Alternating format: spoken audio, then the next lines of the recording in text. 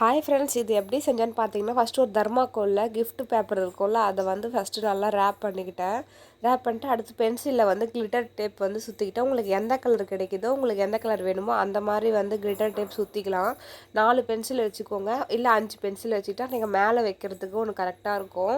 நான் 4க்கு மட்டும் தான் கிளிட்டர் டேப் சுற்றினேன். ஒன்றுத்துக்கு வந்து உள்ளன் வந்து சுற்றிக்கிட்டேன்.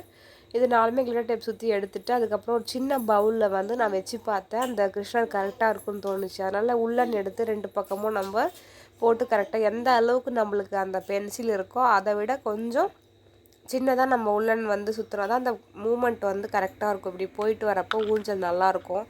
தெரியுதா உங்களுக்கு? அந்த பென்சிலோட நம்ம உள்ளன் சைஸ் வந்து கொஞ்சம் கம்மியாக இருக்கணும். புரியுதா? இந்த மாதிரி எடுத்துகிட்டு அதுக்கப்புறம் வந்து 5th பென்சில் சொன்னால நான் உள்ளன் சுற்றணுன்னு சொல்லிட்டு இந்த பென்சில் தான் அது உள்ளன் சுற்றி எடுத்துக்கிட்டேன்.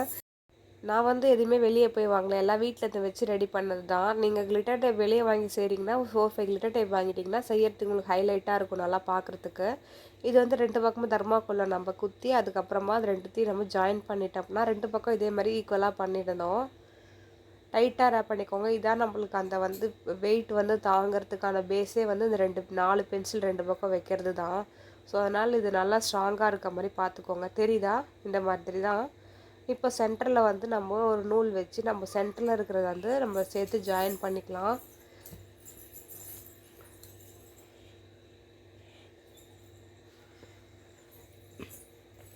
நீங்கள் கிளிட்டர் டேப் யூஸ் பண்ணும்போது உங்களுக்கு கட்டணும்னு அவசியம் இல்லை. எனக்கு கிளிட்டர் டேப் ஒட்டுனா இப்போ அந்த த்ரெட்டில் நிற்காது, அதனால் வந்து நான் இதை நூல் போட்டு கட்டிக்கிறேன். நீங்கள் இதே மேலே 5த்துக்கும் வந்து கிளிட்டர் டேப் யூஸ் பண்ணும்போது உங்களுக்கு அந்த டேப்பே போட்டு நீங்கள் சுற்றி ஜாயின் பண்ணிக்கலாம். த்ரெட்டு தேவைப்படாது கட்டுறதுக்கு.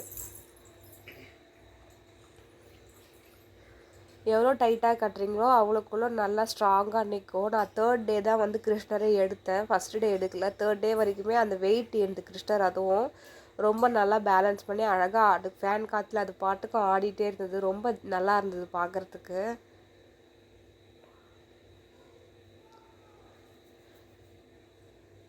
தெரியுதா எவ்வளோ நீட்டாக இருக்குன்ட்டு? அவ்வளோதான். இப்போ அடுத்து நம்ம ரெடி பண்ணி வச்ச கிருஷ்ணரை வச்சு நம்ம கட்டிட வேண்டியது தான் 2 பக்கமும்.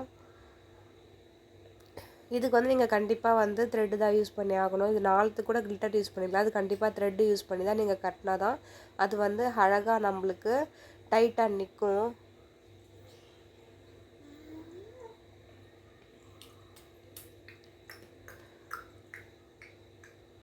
தெரியுதா எவ்வளோ அழகாக இருக்குன்னு? கையில் வெண்ணெய் வச்சுட்டு சூப்பராக சாப்பிட்றாங்கல்ல. இந்த மாதிரி நீங்களும் ஊஞ்சல் செஞ்சுருந்தீங்கன்னா மறக்காமல் கமெண்டில் சொல்லுங்கள். ஓகே ஃப்ரெண்ட்ஸ், மறக்காமல் சேனலை சப்ஸ்கிரைப் பண்ணிவிடுங்க. அடுத்த வீடியோவில் பார்ப்போம். பாய்.